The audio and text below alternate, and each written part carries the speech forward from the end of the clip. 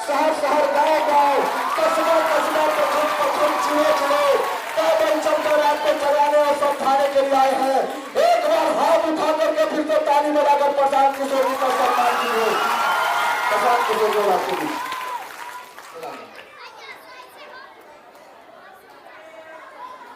आपके प्रशांत जी आपके बीच आ गए हैं आप लोगों से ही मिलने के लिए। आज लगातार लगभग 12 महीनों से पैदल चलते हुए जहांगीरपुर के इस मेला ग्राउंड में आप सब लोग आए हैं। इसी मोतीपुर प्रखंड के इसी पंचायत अगल बगल के सब लोगों का जन सुराज के इस कैंप में प्रशांत किशोर जी के ओर से हार्दिक स्वागत है, हार्दिक अभिनंदन है आप सब। और आप लोगों से ही मिलने, समाज के मदद से नई व्यवस्था बनाने के लिए गांव गांव जा रहे हैं। और आज जहांगीरपुर मोतीपुर के इस पावन धरती पर भी प्रशांत किशोर पहुंचे हैं। हम आग्रह करेंगे, यहाँ के नौजवान साथी हैं, यूथ क्लब के कोऑर्डिनेटर हैं, 2 मिनट में अपनी बात रखेंगे। भाई दानिश। मेरा नाम दानिश है। मेरे तरफ से प्रशांत सर का यहाँ बहुत बहुत आभार है, वो हमारे बीच आए हैं और इस जन सुराज से हम काफी दिनों से जुड़े हुए हैं।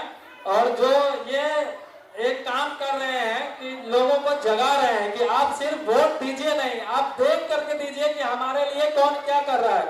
आप सीधे आंख बंद करके अपना बटन दबाए जा रहे हैं, कभी लालू, कभी नीतीश, कभी किसी के नाम पे। लेकिन अब हम लोग एक मेहनत कर रहे हैं, एक प्रयास कर रहे हैं, एक बदलाव के साथ हम इस मंच में जुड़े हैं और हम चाहेंगे कि अब सर बात। बहुत बहुत धन्यवाद दानिश जी। हम आग्रह करेंगे भाई रंजीत जी से, जिला पार्षद भाई मोहन केसरी जी से कि वो अपनी बात करें। इस सारा के ऐतिहासिक धरती पर इस देश के महान चिंतक, समाज सुधारक, सबों के चिंता करने वाले विचारक हमारे बीच अपना विचार देने आए हैं। आज बहुत सौभाग्य की बात है कि जिसका दर्शन दुर्लभ था वो आज सारी परेशानियों के बीच हमारे बीच आए हैं। उनको हम अपने पूरे पंचायत की जनता की तरफ से, अपने तरफ से, पूरे समाज की तरफ से इनको हार्दिक स्वागत और अभिनंदन करते हैं। आप जानते हैं कि इस देश के जितने भी नेता हैं वो सभी ने इनको विचारों को, इनको नीतियों के, इनके सोच को लोहा माना है। अब ये पूरे देश में लोहा मान चुका है। वो आप व्यक्ति हमारे भी सारे कठिनाइयों परेशानियों को छोड़कर पैदल चल आया है, हमारे भाग भविष्य और हमारे आने वाला पीढ़ी के लिए दशा दिशा को बताने के लिए, सुझाव देने के लिए। इनके सुझावों पर सुनिए और उस अमल कीजिए, काम कीजिए, तभी आपका जो गरीबी है, जो लाचारी है, जो बेबसी है, जो आज तक आप ठगे गए हैं सभी राजनीतिक दलों की तरफ से, उस सभी का निदान तभी होगा जब इनको बातों में विश्वास करके इनके साथ हम लोग कदम से कदम मिलाकर चलेंगे, तभी हमारा भाग भविष्य बदलेगा। तो सारी बात ही बताएंगे, उतना समय नहीं है, इसलिए आप लोगों को इस आए हैं बहुत बहुत बधाई, बहुत शुभकामना। जय बिहार।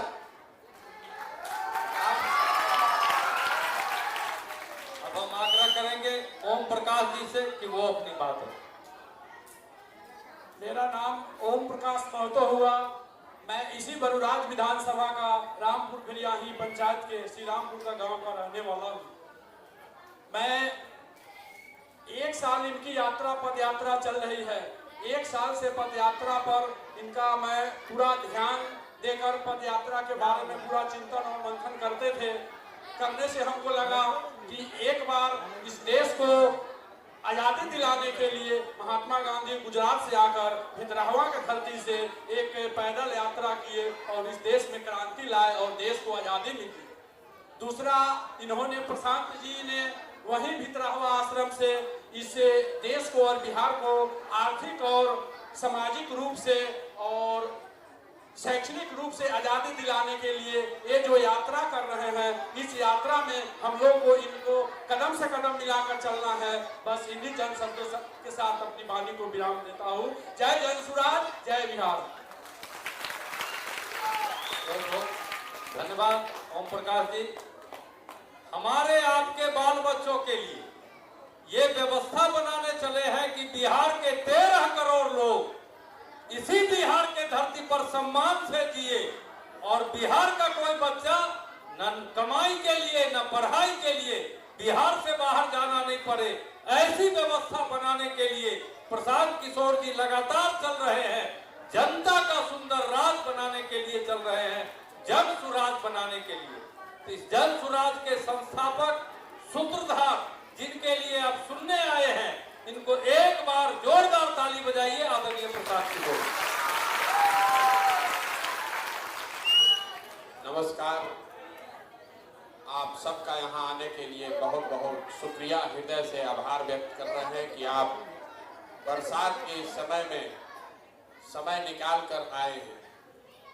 मेरा ही नाम है प्रशांत किशोर और हम कोई नेता नहीं है। बिहार के एकदम साधारण परिवार के लड़के हैं।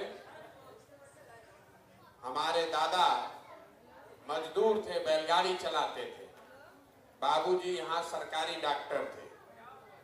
माता पिता का आशीर्वाद है, ऊपर वाले की कृपा है, जीवन में कुछ हासिल कर लिए। तो अब तय किया है कि अगर भगवान ने हमको कुछ शक्ति, बुद्धि, पैसा, साधन दिया है तो जीवन में जो कुछ भी है ये सब बिहार में लोगों की जिंदगी को सुधारने के लिए लगाना चाहते हैं। इसीलिए पिछले 12 महीना से पैदल चल रहे हैं। हम आपसे वोट मांगने नहीं आए, हमने कोई दल नहीं बनाया, हम वोट नहीं मांगते। रास्ता में चलते हैं तो किसी का मदद भी नहीं करते। लोग अपना अपना परेशानी बता रहा है। कोई कह रहा है कि भैया नाली गली नहीं है, कोई बता रहा है कि राशन कार्ड नहीं है, पढ़ाई नहीं है, रोजगार नहीं है, घर में कोई बीमार है, हर तरह की आपकी समस्या है। लेकिन हम किसी का मदद नहीं करते। बहुत आदमी भी कह रहा है कि इतना पैसा लगा के पैदल चल रहे हैं, इससे बढ़िया तो पैसा हम ही लोग को दे देते तो कुछ कल्याण हो जाता। कुछ आदमी भी कह रहा है कि भाई इतना पैसा लगाकर पैदल चलने से अच्छा है कि इस पैसे से फैक्ट्री लगवा दीजिए तो हम लोग का उससे रोजगार मिल जाएगा। तो हम किसी का मदद क्यों नहीं करते? मदद इसलिए नहीं करते कि मान लीजिए कि आपके यहाँ हम फैक्ट्री लगा भी दें, उससे आपके बच्चों को रोजगार मिलेगा। लेकिन बिहार में तो 40,000 गांव है, उनके बच्चों का क्या होगा? अगर एक दिन हम आपका मदद कर भी दें, एक दिन तो सुविधा हो जाएगी, उससे आपका जीवन नहीं सुधरेगा। तो ये मछली बांटने का अभियान नहीं है, ये आपको मछली मारने का सिखाने का अभियान है। अगले 10-15 मिनट में हम आपको बताएंगे कि आप अपनी गरीबी से कैसे निकल सकते हैं। उस बात को आप सुनिए, समझिए, ठीक लगे तो अपनाइए और न ठीक लगे तो जैसे जिंदगी चल रहा है वैसे चलाइए, हमको उससे कोई दिक्कत नहीं है। देखिए, आपको लगता है कि कोई नेता आता जो हम लोग का सब कष्ट दूर कर देता। यही चक्कर में पड़ के पिछला 50 साल से कभी कांग्रेस को वोट दिए, कभी लालू को दिए, फिर नीतीश जी को दिए, फिर मोदी जी को दिए, सबको वोट दे के देख लिए, आपका दुर्दशा नहीं सुधरा। अब भाई प्रशांत किशोर आए हैं, इनको भरोसा कीजिएगा, हमको वोट दीजिएगा, तो जैसे वो लोग ठगा वैसे हम भी ठगेंगे। इसीलिए हम वोट मांगिए नहीं रहे। आपको पहले ये समझना है कि आपकी ये दुर्दशा है क्यों, आखिर आप इतना गरीब क्यों हैं, इतने पिछड़े क्यों हैं।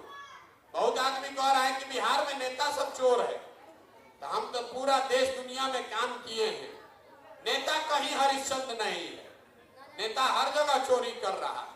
लेकिन जितना गरीबी, जितना बदहाली, जितना बेरोजगारी बिहार में है, इतना दुनिया में कहीं नहीं है। ऐसा क्यों है?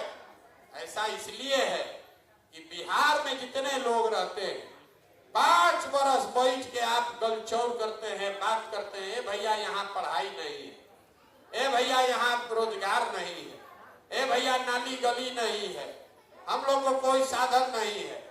लेकिन जिस दिन वोट देने जाइएगा बिहार में, उस दिन ये सारी बात भूल जाइएगा। वोट के दिन बिहार में आदमी को सिर्फ 4 गो बात समझ में आता है। पहला बात, हमारा जात क्या है और कौन हमारा जात का आदमी खड़ा है। वो चोर है, बदमाश है, काम किया है नहीं किया है, अपने जात वाला है तो उसी को जाकर वोट दीजिएगा। जो जात से बच गया, बहुत आदमी को लगता है कि बिहार में हर आदमी जाते पर वोट देता है, वो भी बात ठीक नहीं है। अगर हर आदमी जात पर बिहार में वोट देता तो जरा बताइए मोदी जी को बिहार में वोट मिलता कैसे? उनके जात का तो बिहार में कोई नहीं रहता है। तो जो जात से बचा वो धर्म में फंसा। सब हिंदू एक हो जाइए, राम मंदिर बनाना है, पुलवामा हो गया, पाकिस्तान पर बम गिराना है, मुसलमान नहीं जीतना चाहिए, तो सब जात से बचा तो हिंदू बनकर वोट दे दिए। जो दोनों से बच गया, तो जो इन लोगों ने बिहार में लालू जी का राज देखा है, तो कहता है भैया 2 रोटी कम खाएंगे, गरीबी में जिएंगे, लेकिन लालू जी का राज वापस नहीं आना चाहिए। बड़ा अपराध था, दिने में डकैती होता था, अपहरण होता था, तो लालू जी के डर से जाके भाजपा को वोट देते हैं। और चौथा, यहाँ मुसलमान भाई लोग हैं, इन लोग का हालत सबसे खराब है। दलित के बाद सबसे ज्यादा गरीब बदहाल जो है वो मुसलमान समाज है। लेकिन ये लोग कह रहा है कि जिए चाहे मर जाए, भाजपा को तो वोट दे नहीं सकते। तो भैया बिहार में बचा कौन? बिहार में तो 2 गो दल है, एगो मोदी जी का भाजपा, एगो लालू जी का ललटेन। नीतीश कुमार का तो पता नहीं कि कितना देर ललटेन पर लटकेंगे और कब जाके कमल के फूल पर बैठ के तैरने लगेंगे। तो जो मुसलमान है वो कह रहा है कि भैया जिए चाहे मरे, भाजपा को दे नहीं सकते हैं, तो ललटेने दिख रहा है, इसी को वोट दबाएंगे। आप लोग जितने लोग आए हैं, ईमानदारी से बताइए, इसी 4 चीज पर न वोट पड़ा है। काहे के लिए गाना गा रहे हैं कि भैया पढ़ाई नहीं है, रोजगार नहीं। आपको पढ़ाई रोजगार को कभी वोट देना है? जिंदगी में कभी नहीं देना है। सबको मालूम है कि बिहार की जनता चाहे जितना बात कर ले, हंस के, गा के, गरिया के वोटवा इसी 4 चीज पर देगा। तो आपका दशा काहे सुधरेगा?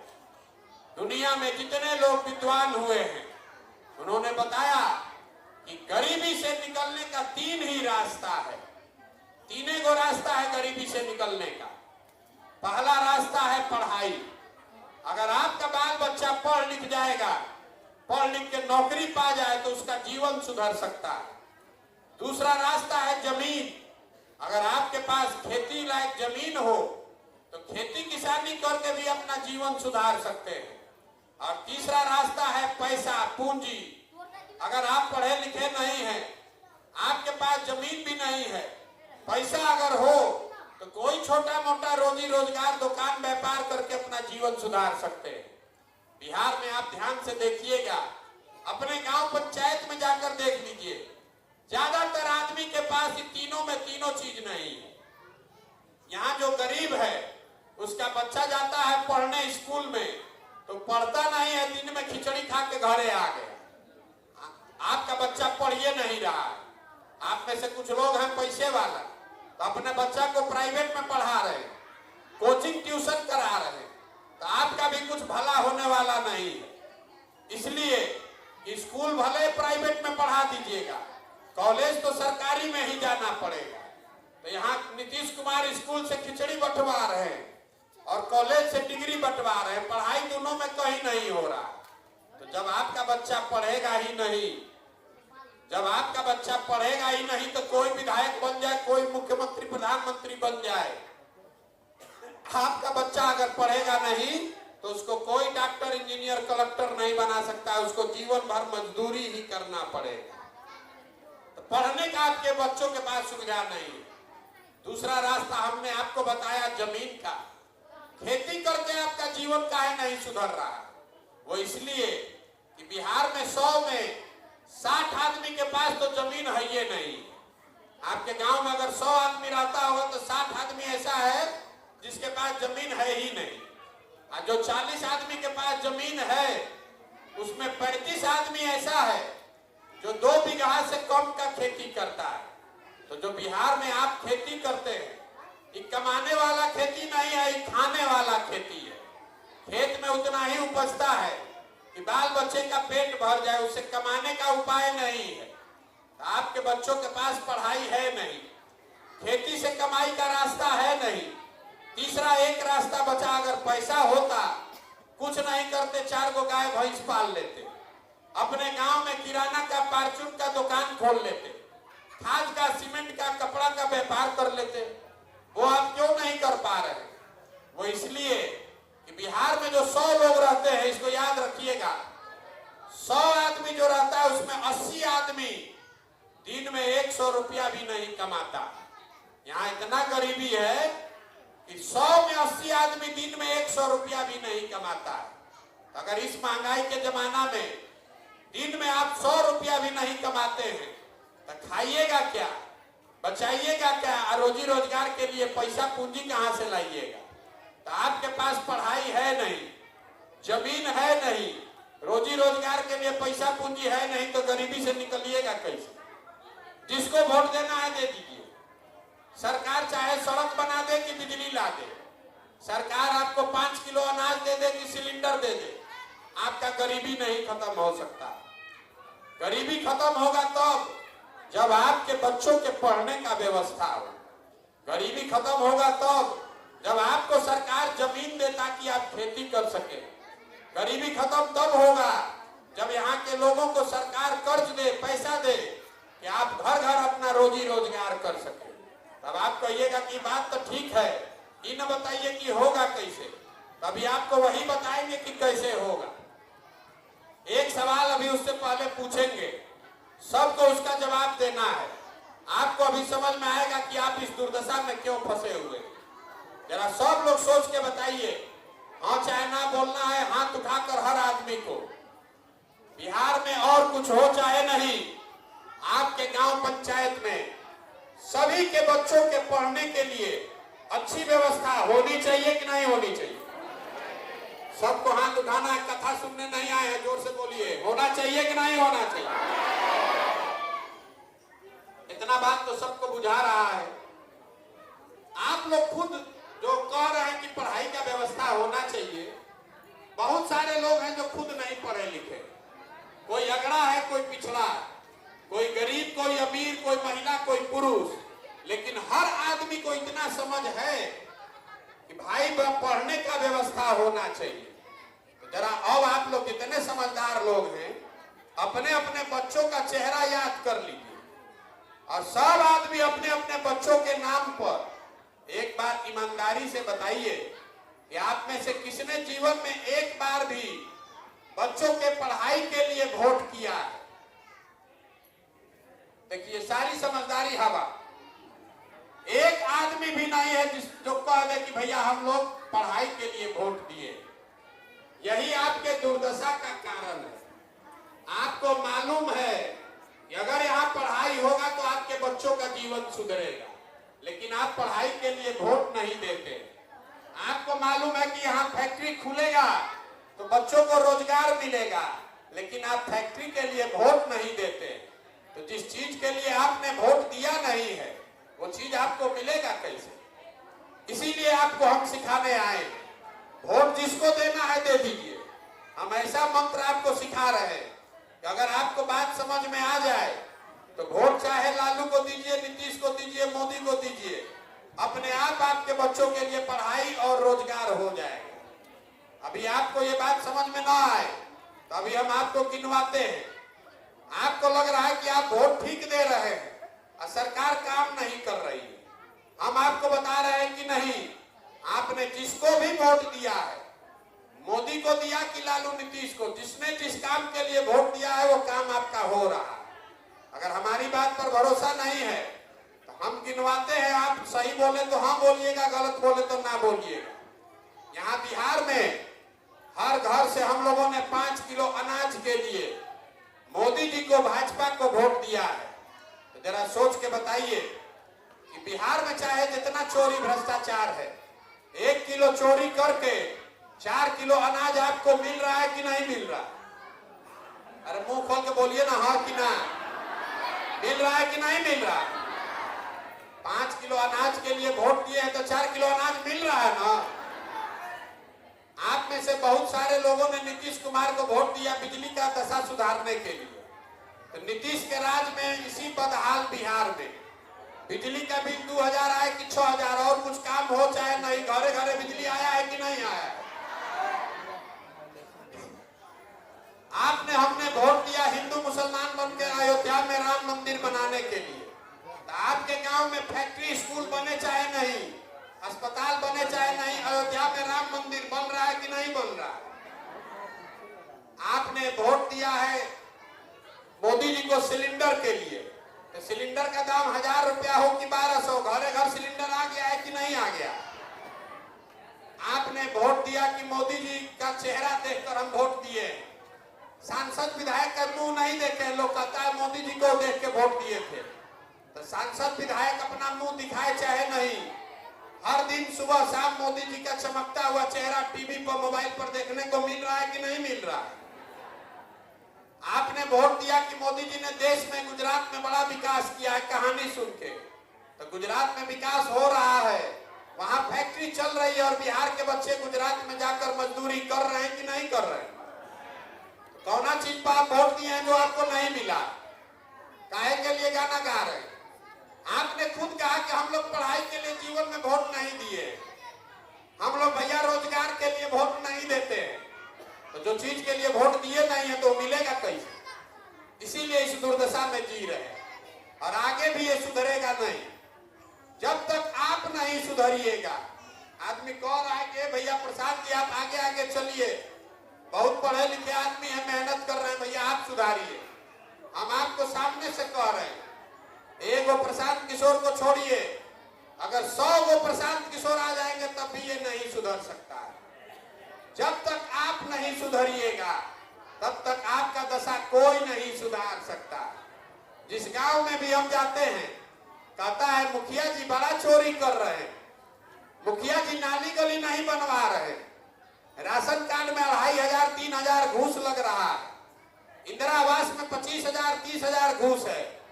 अभी 2 बरस पहले मुखिया का चुनाव था, मुखिया का चुनाव हुआ तो 500-500 रुपया लेकर वोट बेचे आप, मुर्गा भात खाकर वोट दिए आप, 2-2 गो पाउच लेके वोट दिए आप।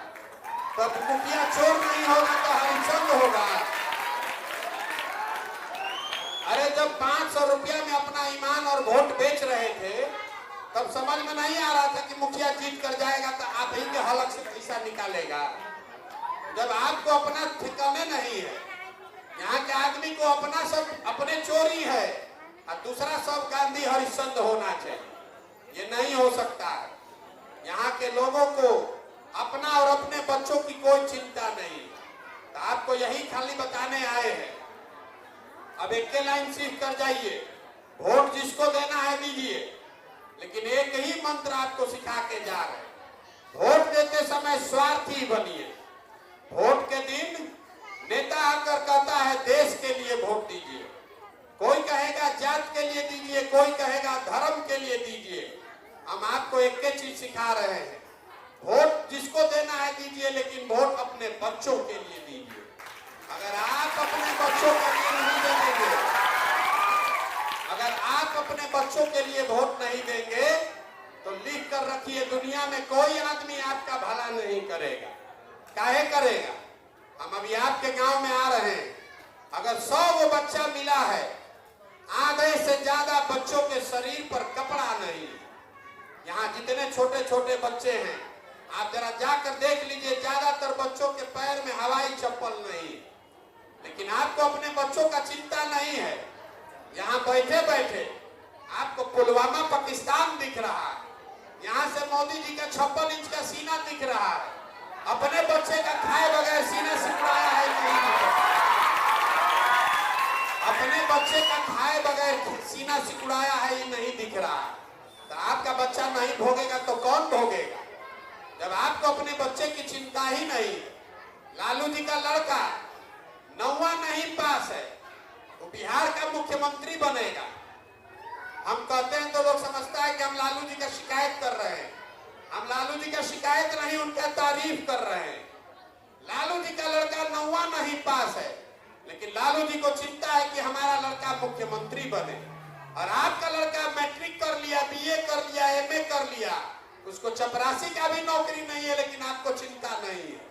आप तो जात का झंडा उठाए, आपको तो धर्म का झंडा उठाना। आपका लड़का मजदूर नहीं बनेगा तो कौन मजदूर बनेगा भाई? आपका बच्चा पढ़ लिख के बीए में करके घरे बैठा है बेरोजगार, उसका आपको मुंह नहीं देखना है। लालू जी के लड़का कैसे बन जाए मुख्यमंत्री, मोदी जी कैसे बन जाए प्रधानमंत्री, चिंता में लगे। तो मेरे भाई ये आपका दशा नहीं सुधरने वाला। यहाँ घर घर से जवान बच्चे, आपके घर का सवांग, आपका पति, आपका बेटा, भाई, बाबूजी बाहर गया मजदूरी करने। हम जिस गांव में भी आ रहे हैं, लोग कह रहा है भैया सब आदमी गया मजदूरी करने। जो आपके घर का जवान आदमी जाता है मजदूरी करने बाहर, छोटा छोटा कमरा में 4 गो 5 गो लड़का रहता है, 12 घंटा 14 घंटा मजदूरी करता है कि पेट काटता है कि घरे 6000 8000 भेजेंगे तो हमारा बाल बच्चा खाएगा। और आपसे पूछ रहे चाची वोट काहे दिए थे, तो कह रहे क्या करे भैया गांव में सब दे रहा था तो हम भी दे दिए। अरे आपके घर का सवाल साल भर जिसका मुंह आप नहीं देखते हैं, कोई छठ में 10 दिन घरे आएगा तो एक बार मुंह देखिएगा। साल में आदमी वहां बीमार पड़ जाए, आप छटपटा के रह जाइए, देख नहीं सकते। वो आदमी 6000 8000 रुपया के लिए अपना जीवन बर्बाद कर रहा है। और आपको जिस दिन राजा बनाना है, जिस दिन वोट देना है, उस दिन वोट आप ऐसे ही दे दीजिएगा। 4 किलो अनाज पर वोट बेच दीजिएगा, तो आपके घर के लोग नहीं भोगेंगे तो कौन भोगेगा? यही बताने के लिए आपके पास आए। आपसे वोट नहीं मांग रहे, चंदा लेते नहीं है, किसी का एक कप चाय भी नहीं पीते। आप यहाँ आए हैं तो आपको चाय भी हम ही पिलाएंगे, लेकिन हाथ जोड़कर इतना ही समझा रहे हैं कि मेरे भाई एक बार जीवन में हमारी बात मानिए। वोट जिसको देना है दीजिए। आपका हमारा तो आधा से ज्यादा जिंदगी बीत गया। कम से कम अभी से भी जगिए, अपने लिए नहीं तो अपने बच्चों के लिए जगिए। अपने बच्चों का चेहरा देखिए, नहीं समझिएगा जाति के नाम पर, धर्म के नाम पर 5 किलो अनाज और नाली गली पर वोट देते रहिएगा तो लिख कर रखिए, जिस दुर्गति में आप जी रहे हैं, आपके हमारे बच्चों को भी इसी बदहाली और दुर्गति में जीना पड़ेगा। कोई सुधार नहीं पाएगा। तो अगर इसको सुधारना है तो एक बार संकल्प लीजिए, अगली बार वोट अपने बच्चों के लिए दीजिए। और वोट की कीमत समझिए। आपके वोट का कीमत 4 किलो अनाज नहीं है। जिसको वोट देकर आप प्रधानमंत्री बनाते हैं, आप कह रहे भैया एगो हमारा वोट से क्या होगा। जिसको आप वोट देकर प्रधानमंत्री बनाते हैं वो 40 लाख करोड़ रुपया का मालिक है। जिसको आप वोट देकर मुख्यमंत्री बनाते हैं वो 2.5 लाख करोड़ रुपया का मालिक है हर साल। और आप उसका सौदा कर रहे हैं 4 किलो अनाज पर, तो आपका दुर्दशा नहीं होगा तो किसका दुर्दशा होगा? 10 रुपया का चीज 1 रुपया में बेचिएगा तो आप ही का ना नुकसान होगा। तो वोट का कीमत समझिए। आपके वोट का कीमत नाली गली और 4 किलो अनाज नहीं है। आपके वोट की कीमत है बच्चों के लिए पढ़ाई और रोजगार। इससे कम पर सौदा मत कीजिए। अपने बच्चों के लिए वोट दीजिए, उनके रोजगार और पढ़ाई के लिए वोट दीजिए, तभी सुधरेगा, नहीं तो सुधरने वाला नहीं है। हमने आपको कहा कि हम किसी का मदद नहीं करते, लेकिन जाते जाते एक बात बताकर जा रहे। भगवान ने जो हमको शक्ति बुद्धि दिया है वो सब लगाकर हमने एक योजना बनाई है कि जब ये जन सुराज की व्यवस्था बने, नाली गली बने चाहे ना बने, स्कूल अस्पताल जब सुधरेगा तब सुधरेगा। लेकिन एक काम, पहला इसका जो संकल्प है इसको याद रखिएगा। साल भर के अंदर जितने आपके घर के लोग बाहर गए हैं मजदूरी करने, और जो बच्चे यहाँ पर बेरोजगार बैठे, सभी के लिए 12 से 15 हजार रुपया का रोजगार का व्यवस्था यही स्थानीय स्तर पर करके आपको देंगे।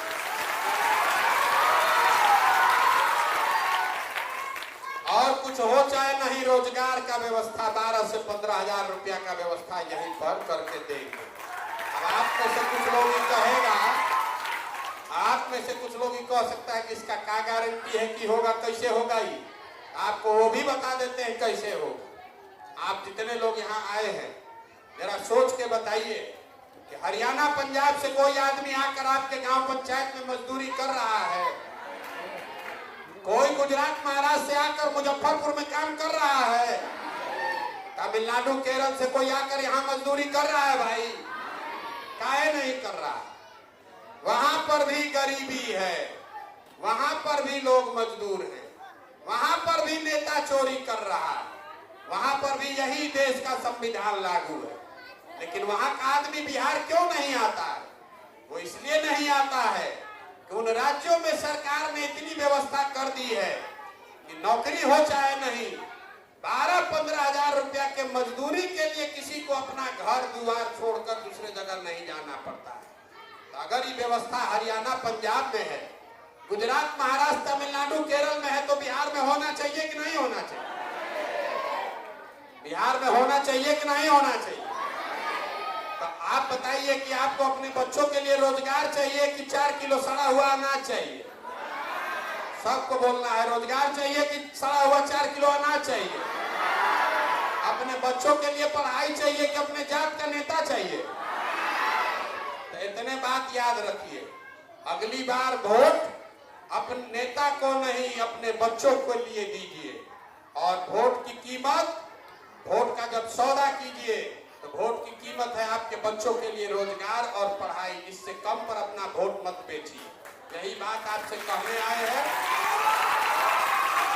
हमने आपसे वोट मांगा नहीं, वोट मांगा नहीं, पैसा चंदा लेते नहीं, आपसे मांगने आए हैं आपका आशीर्वाद। ये टेढ़ा काम है। 40,000 गांव में जाकर लोगों को समझाना, 50 बरस का जमा हुआ काई है।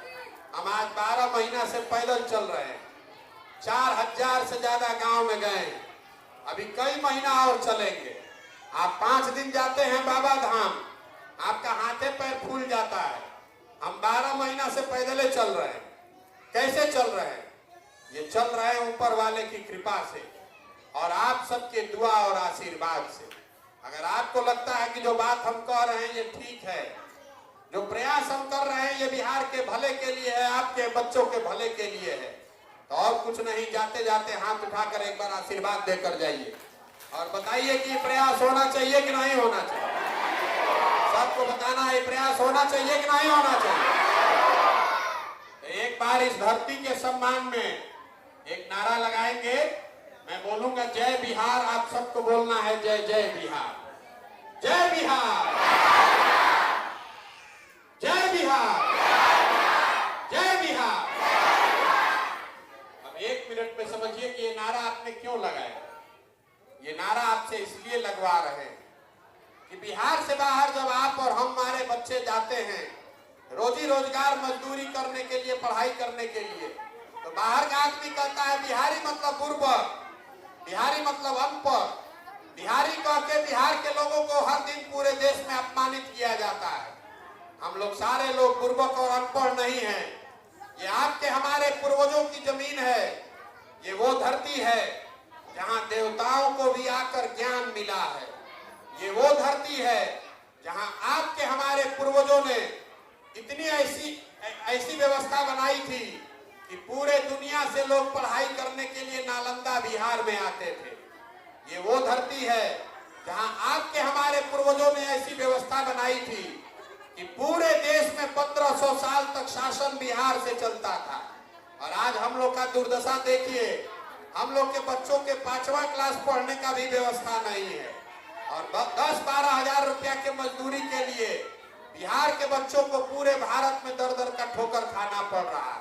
तो ये व्यवस्था बदलनी चाहिए कि नहीं बदलनी चाहिए? बदलनी चाहिए कि नहीं बदलनी चाहिए? 26 MP का राज्य है गुजरात, तो गुजरात का आदमी बन गया फैक्ट्री का मालिक। और 40 MP का राज्य है बिहार, बिहार के लड़के बन गए फैक्ट्री में मजदूर। हम लोग को आंखें नहीं खुल रहा, इसलिए हाथ जोड़कर आपको समझा रहे हैं, एक बार अपने लिए नहीं तो अपने बच्चों के लिए सजग होइए और बिहार में नई व्यवस्था बनाइए, तभी आपके और आपके बच्चों का भला होगा। आप आए, आपने हमारी बात सुनी, इसके लिए बहुत बहुत धन्यवाद। हम यहाँ कल 2 बजे तक हैं। आप में से जिसको कोई व्यक्तिगत परेशानी है, आकर बात करना चाहता है, कोई प्रश्न करना चाहता है, कोई सुझाव देना चाहता है, तो कल सुबह आप 11 बजे से 2 बजे के बीच में यहाँ आ सकते हैं, हमसे मिलकर अपनी बात रख सकते हैं। बहुत बहुत धन्यवाद।